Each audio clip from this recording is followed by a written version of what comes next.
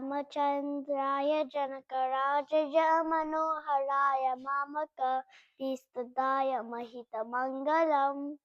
कौसलेशाय मन्दहासदाशपोषणाय वासवदि विनुतसद्वराय मङ्गलम्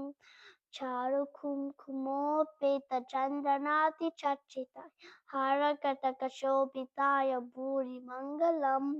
ललितरत्नकुण्डलाय तुलसीवनमालिकाय जलदसदृशदेहाय चारुमङ्गलम् देवकीसुपुत्राय देवदेवोत्तमाय चापजातगुरुवराय भव्यमङ्गलम् पुण्डरीकाक्षाय पूर्णचन्द्राननाय अन्दजातवाहनाय अतुलमङ्गलम् विमलरूपाय विविधवेदान्तवेद्याय सुजनचित्तकामिताय सुभगमङ्गलम् रामदासमुदलहृदय तामरसनिवास स्वामी भद्रगिरिवराय सर्वमङ्गलम्